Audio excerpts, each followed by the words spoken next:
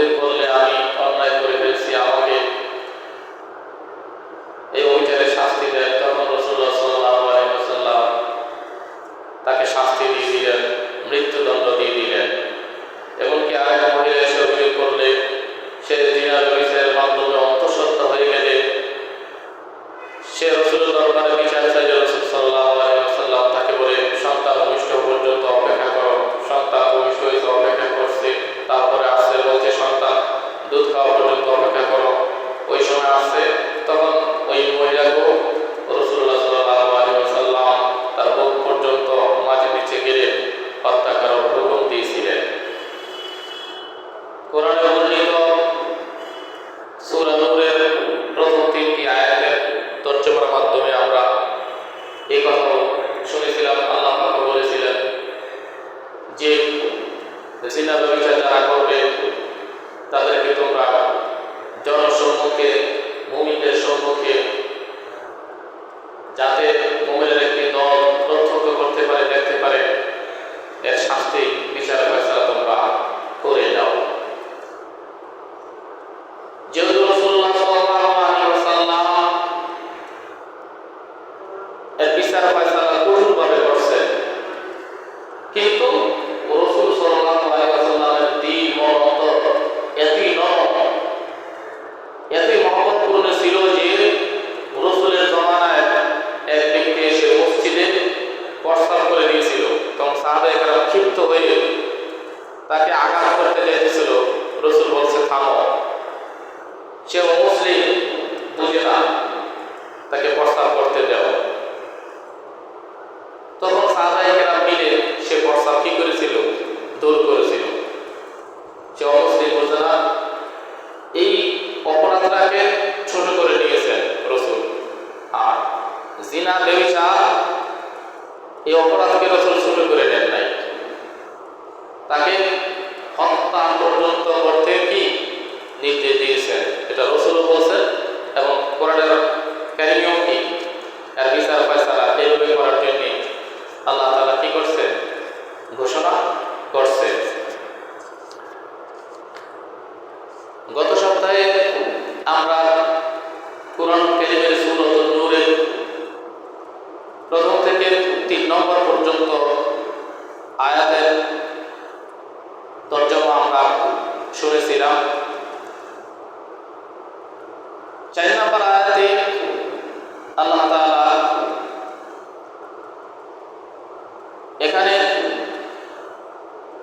এখান থেকে আরো দুটো বিষয়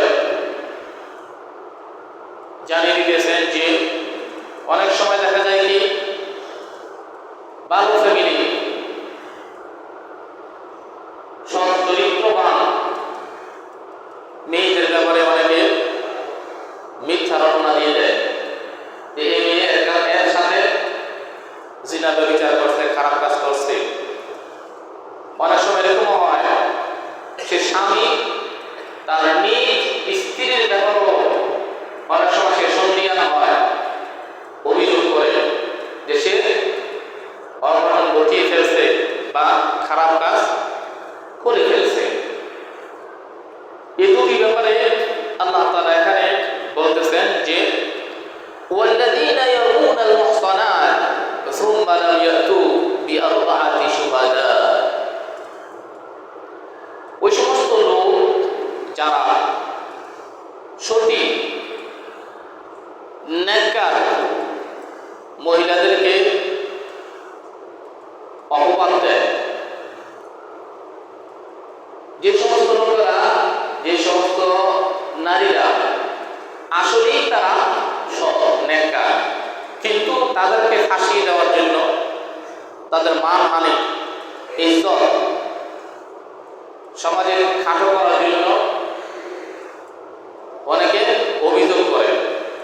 তখন আল্লাহ বলেন যে অভিযোগ করলে এইভাবে করতে হবে, এইভাবে তাকে সাক্ষী প্রদান করতে হবে যে সুম্মা লাম ইয়াতু বিআরবাআতি শুহাদা, অতঃপর সে যেন বিআরবাআতি শুহাদা 4 জন সাক্ষী কি করে?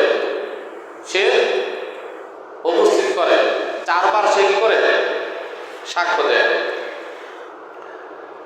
যে ফাজলিদুহুম 80 জালদাতাও ওয়ালা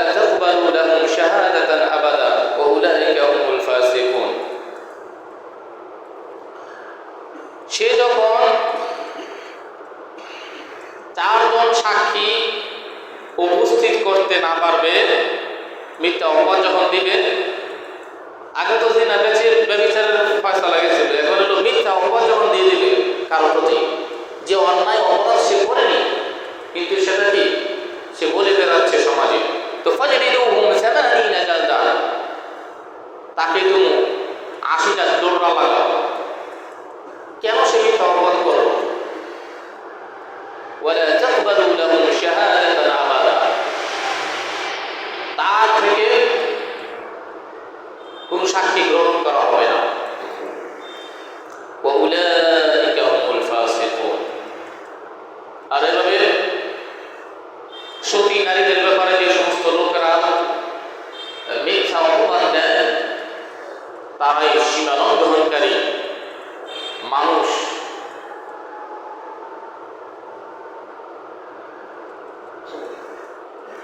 ইল্লাল্লাযীনা তাবু মিন বা'দি যালিকা ওয়া আসলাহু, এই মিথ্যা অপবাদ দেওয়ার পরে কোন ব্যক্তি যখন সে বুঝতে পারে, অনুধাবন করতে পারে যে সে যে অন্যায় পাপ করে ফেলেছে, তওবা করে ফেলে আর এরকম অপরাধ করবে না বলে সে যখন আল্লাহ তাআলার নিকট তওবা করে এই অপরাধ থেকে ফিরে আসে, ও আসলাহু, এবং সে নিজেকে সংশোধন করে নেয়, ফাইন্নাল্লাহা গফুরুর রহিম, নিশ্চয়ই আল্লাহ তাআলা অত্যন্ত ক্ষমাশীল এবং দয়ালু। রাসূলুল্লাহ সাল্লাল্লাহু আলাইহি ওয়াসাল্লাম এই হাদিসে ফরমান, বুখারী শরীফে হযরত আবু হুরায়রা থেকে বর্ণিত, রাসূল সাল্লাল্লাহু আলাইহি ওয়াসাল্লাম ফরমান যে প্রত্যেকটা আদম সন্তানের কিছু কিছু জিনার গুনাহ তার নামে লিখিত হয়ে যায়, লিখে দেওয়া হয়। সেটা কি?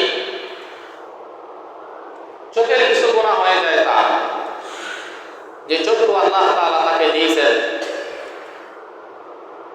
ভালো কিছু দেখার জন্য, আল্লাহ কোরআন হাদিস কালাম ভালো দেখার জন্য, সে চক্ষু দিয়ে সে কি করে না, ভালো দেখে না, খারাপ কিছু দেখে, অশ্লীল কিছু দেখে, তখন তার চোখের জিনা কি হয়ে যায়, মুখের দ্বারা তার অন্যায় হয়ে যায়, পাপ হয়ে যায়, সে মুখ দিয়ে মিথ্যা বলে, অশ্লীল বাক্য উচ্চারণ করে, গালিগালাজ করে, আর অন্তর দিয়ে সে খারাপ কিছু করার জন্য এরাদা করে, আর শেষমেশ সে লজ্জাস্থানের মাধ্যমে কাজগুলোকে কি করে সম্পাদন করে। এর অন্তরের মাধ্যমে অন্তরে খারাপ কুচিন্তা করার ফলে, মুখে খারাপ অশ্লীল বাক্য ব্যবহার করার ফলে, চোখ দিয়ে খারাপ কিছু দেখার ফলে কি হয়ে যায়, জিনা ব্যভিচার হয়ে যায়। অন্য এক আয়াতে আল্লাহ তাআলা বলেন যে ওয়ালাকাদ যারানা লিজাহান্নামা কাসীরাম মিনাল জিন্নি ওয়াল ইনস, আমি আল্লাহ এই পৃথিবীর বহু জিন জাতি এবং মানুষকে তৈরি করেছি জাহান্নামের জন্য, তাদের নিজেদের কর্মের ফলেই তারা জাহান্নামের উপযুক্ত হয়। ওয়ালাকাদ যারানা লিজাহান্নামা কাসীরাম মিনাল জিন্নি ওয়াল ইনস, তাদের কর্মটা কি, লাহুম কুলুবুন লা ইয়াফকাহুনা বিহা, যে তাদের অন্তর, যে দিল আমি দিয়েছিলাম, সে অন্তর দিল দিয়ে তারা প্রকৃত সঠিকটা বুঝে না, সঠিকটা অনুধাবন করে না। ওয়ালাহুম আ'য়ুনুন লা ইউবসিরুনা বিহা, এবং আমি তাদের প্রত্যেককেই চক্ষু দিয়েছিলাম, যে চক্ষু দিয়ে তারা ভালোগুলো দেখেনি, যেগুলো দেখতে আমি আল্লাহ নিষেধ করেছি, যে দেখার পরে তার দুনিয়া আখিরাত উভয়টা বরবাদ, সেগুলো সে দেখেছে। ওয়ালাহুম আযানুন লা ইয়াসমাউনা বিহা, এবং আমি আল্লাহ তাআলা তাদেরকে কর্ণ দিয়েছিলাম, কান দিয়েছিলাম, যে কান দিয়ে তারা ভালোটা শুনবে, কিন্তু তারা সেই কান দিয়ে ভালোটা শোনেনি।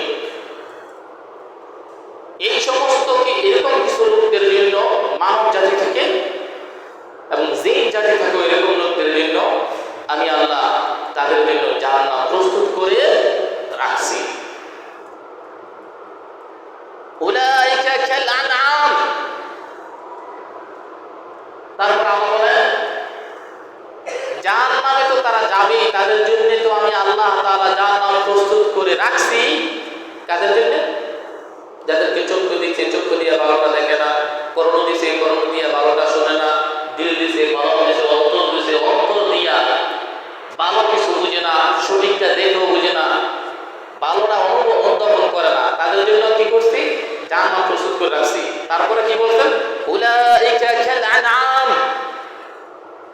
ওই সমস্ত লোক জাহান্নামের জন্য তো তাদেরকে রাখছি প্রস্তুত করে, কিন্তু তারা মানুষ না। উলাইকা কাল আনআম, যারা চতুষ্পদ জন্তু, যে সমস্ত জন্তু চার পায়ে হাঁটে, এরকম জন্তু তারা। তারা কুত্তা, বিলাই, গরু, ছাগলের মতো। কাল আনআম এর মতো।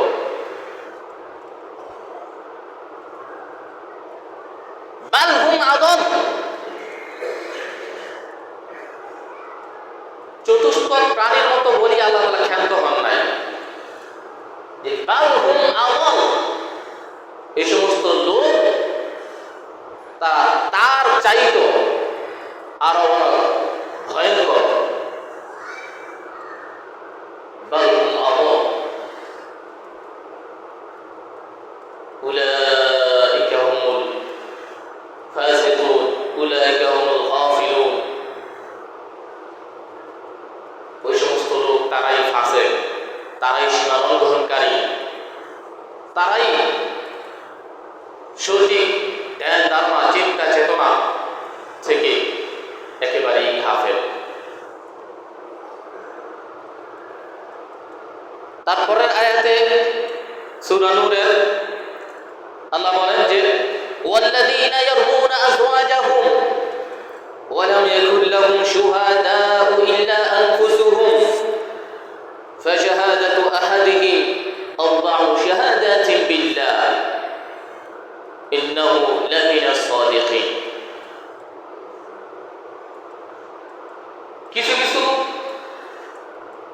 স্বামী আছে পৃথিবীতে যে তারা অযথা তাদের স্ত্রীদের ব্যাপারে কি করে? মিথ্যা অপবাদ দিতে থাকে।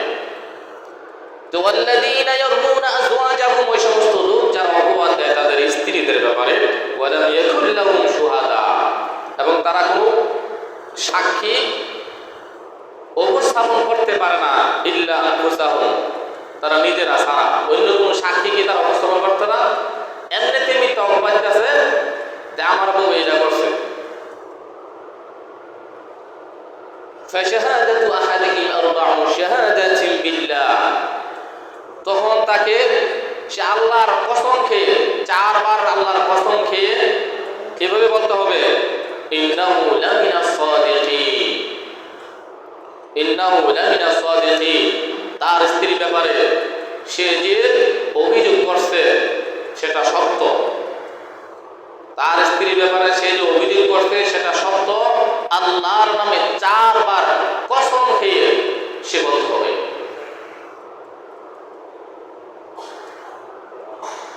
অভিযোগ করলে চারবার কসম খেয়ে সে বলতে হবে যে আমি যে আমার স্ত্রীর ব্যাপারে যে অপবাদ দিয়েছি সেই অপবাদের ক্ষেত্রে সে সত্যবাদী, সত্যই বলেছে। চারবার কসম খেয়ে এই কথা বলতে হবে। ওয়াল খামিসাতু আন্না লা'নাতাল্লাহি আলাইহি, আর পাঁচবারের মাথায় সে এইভাবে এই কথাটা বলবে যে ওয়াল খামিসাতু আন্না লা'নাতাল্লাহি আলাইহি ইন কানা মিনাল কাযিবিন, যে 5 বার মাথা সে বলবে যে আল্লাহ তাআলার লানত আমার উপরে, আমি যে অভিযোগ করেছি আমার স্ত্রীর ব্যাপারে, সে যে অপকর্ম করেছে, আমি যে অভিযোগটা করেছি আমার স্ত্রীর ব্যাপারে সে যে অপকর্ম করেছে, ইন কানা মিনাল কাযিবিন, যদি সে কি হয়, যদি আমার কথাটা কি হয়, মিথ্যাবাদী হয়, আমি যে অভিযোগটা করেছি এই অভিযোগটা যদি মিথ্যা হয়, তাহলে আমার উপরে কি আল্লাহ লানত, 5 বারের মাথায় কথাটা বলবে। পঞ্চমবারে ওয়াল খামিসাতু আন্না লা'নাতাল্লাহি আলাইহি, যে অভিযোগটা আমি করেছি পঞ্চমবারে এভাবে বলবে যে সেই অভিযোগটা কি ইন কানা মিনাল কাযিবিন, যদি মিথ্যা হয় তাহলে আল্লাহর লানত আমার উপরে যেতে পারে। ويدرأ عنها العذاب أن تشهد 4 شهادات بالله, এখানে স্ত্রীর একটা করণীয় আছে, স্ত্রীর উপরে অভিযোগ করছে, তো ওয়াদরাউ আনহাল আযাব, যে অভিযোগ করছে অভিযোগের শাস্তি থেকে বাঁচার জন্য পন্থা হলো স্ত্রীর জন্য স্ত্রী এরকম ভাবে সাক্ষী দিবে, আন তাশহাদা 4 শাহাদাতিন বিল্লাহ, সে আল্লাহর নামে কসম খেয়ে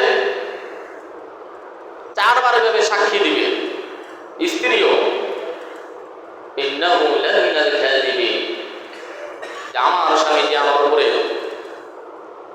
এই অপবাদ দিয়েছে সে অপবাদ কি সত্য না, সেটা কি মিথ্যা। ওয়াল খামিসাতু আন্না গাদাবাল্লাহি আলাইহা ইন কানা মিনাস সাদিকিন,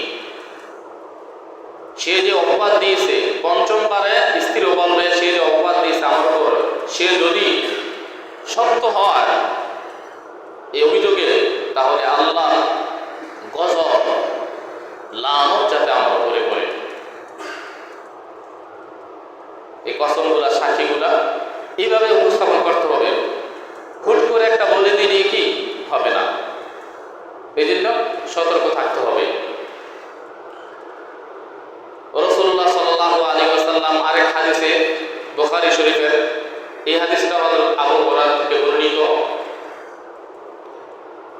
জিনা ব্যভিচারের ব্যাপারে রাসূল সাল্লাল্লাহু আলাইহি ওয়াসাল্লাম ফরমান, লা ইয়াজনি হিনা ইয়াজনি ওয়া হুয়া মুমিন, কোন ব্যক্তি পৃথিবীতে সেই নামদার মুমিন থাকা অবস্থায় জিনা ব্যভিচার করতে পারে না। যে সময়টুকু সে এই ঘৃণিত অপকর্মে লিপ্ত হয় সেই সময়টা সে কাফের পরিণত থাকে, তার অন্তরে ইমানদারের লেশ পর্যন্ত থাকে না। লা ইয়াজনি হিনা ইয়াজনি ওয়া হুয়া মুমিন ওয়া লা ইয়াসরিকু হিনা ইয়াসরিকু ওয়া হুয়া মুমিন, এমন কোন ব্যক্তি যখন পৃথিবীতে চুরি করে, চুরি করার সময়টা সেই ইমানদার মুমিন থাকে না, সে চুরি করার সময়টা কাফের থাকে। ওয়ালা ইয়াসরিকু হিনা ইয়াসরিকু ওয়া হুয়া মুমিন, চুরি করা অবস্থায় সে মুমিন থাকে না, কাফের থাকে। ওয়ালা ইয়াশরিবু হিনা ইয়াশরিবুহা ওয়া হুয়া মুমিন, কোন ব্যক্তি যখন হারাম কিছু খায়, মদ পান করে, আরো হাবিজাবি অনেক কিছু যখন খায়, এগুলা খাওয়ার সময় সেই ইমানদার মুমিন থাকে না, হাদিসে বর্ণিত। ওয়ালা ইয়াশরিবু হিনা ইয়াশরিবুহা ওয়া হুয়া মুমিন, সে মুমিন থাকে না। মদ গাঁজা এগুলা যতক্ষণ খাবে ততক্ষণ পর্যন্ত সেই ইমানদার থাকে না। ওয়াত্তাওবাতু মা'রুদাতুন বা'দ,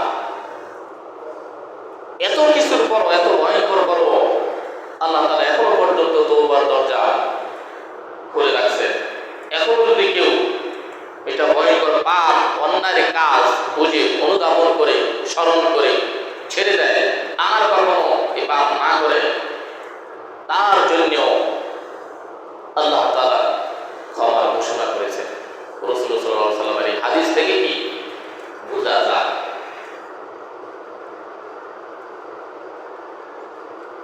আর চুরি করা অবস্থায়, জিনা ব্যভিচার এগুলা করা অবস্থায় যদি তার কখনো মৃত্যু হয়ে যায়, শরীরের কাজ, সে জাহান্নামী। কেন? তার ঈমান ছিল না, কাফের ছিল এই সময়টা। কাফের অবস্থায় সে কি গেছে? মারা গেছে।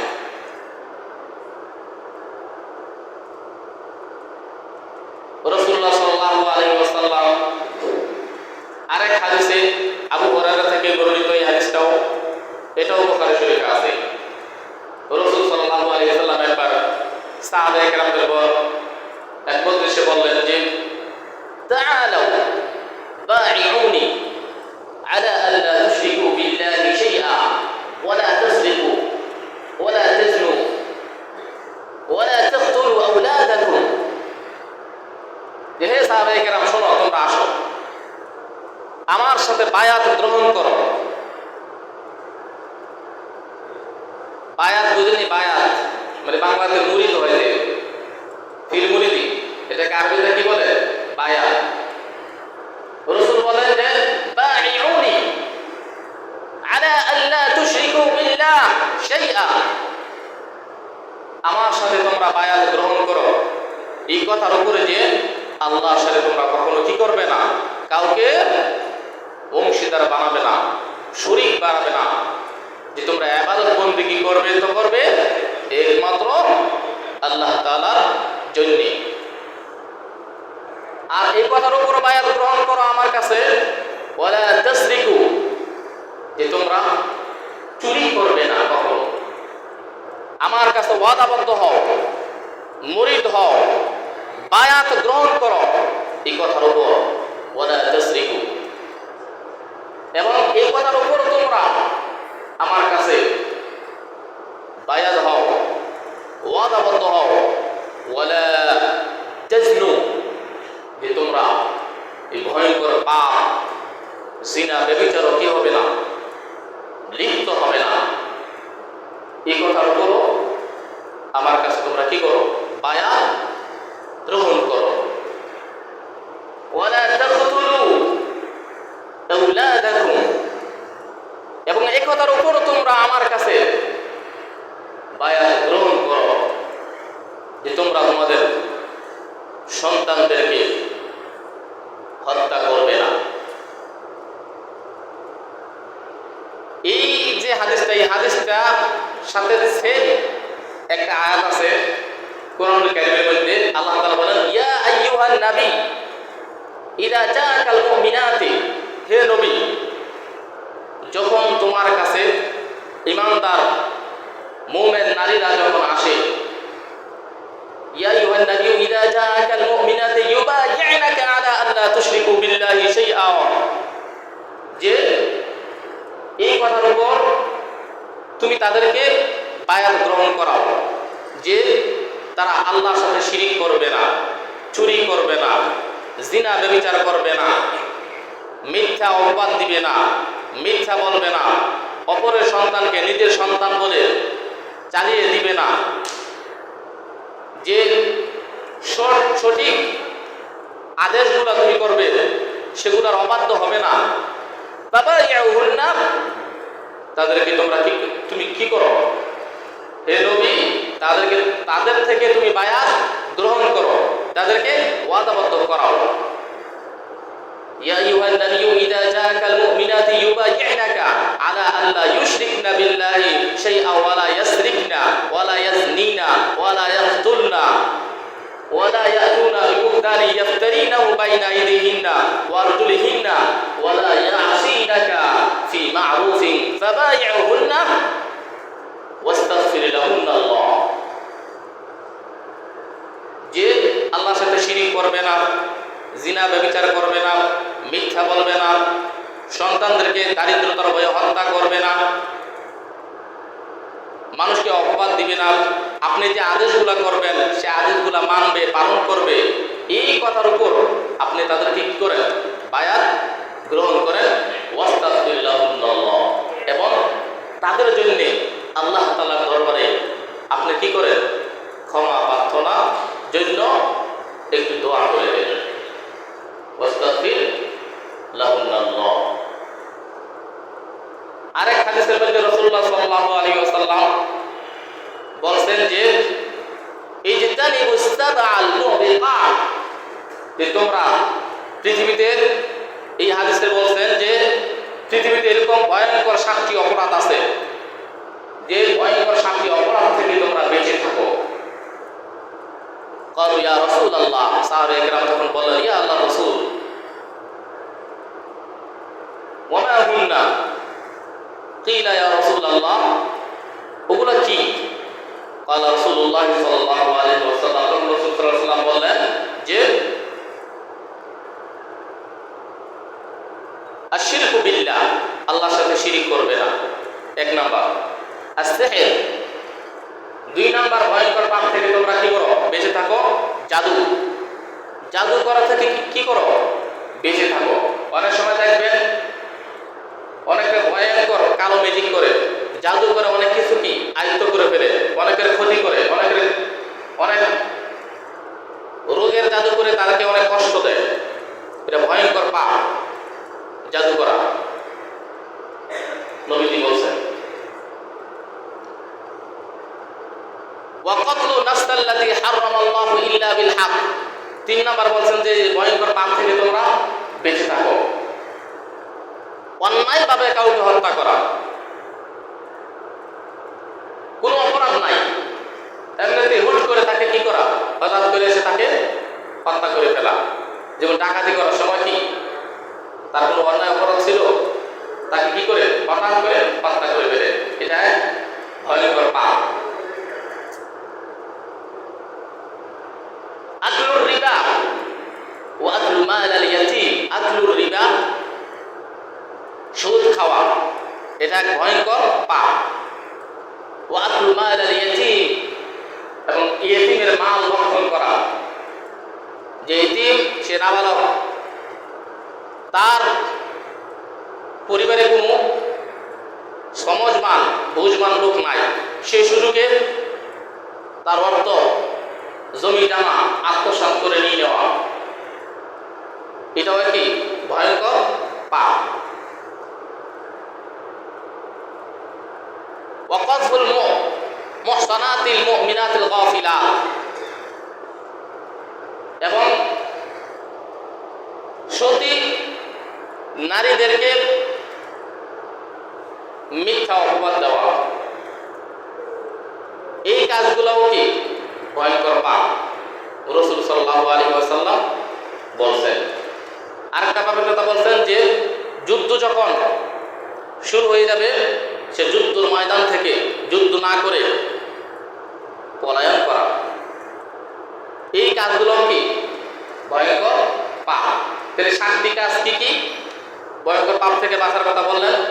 আল্লাহর সাথে শিরিক করা যাবে না, কাউকে জাদু করা যাবে না, অন্যায়ভাবে কাউকে হত্যা করা যাবে না, সুদ খাওয়া যাবে না, এতিমের মাল ভক্ষণ করা যাবে না, এবং যুদ্ধের ময়দান থেকে পলায়ন করা যাবে না, এবং বালক সতী নারীদেরকে মিথ্যা অপবাদ কি দেওয়া যাবে না।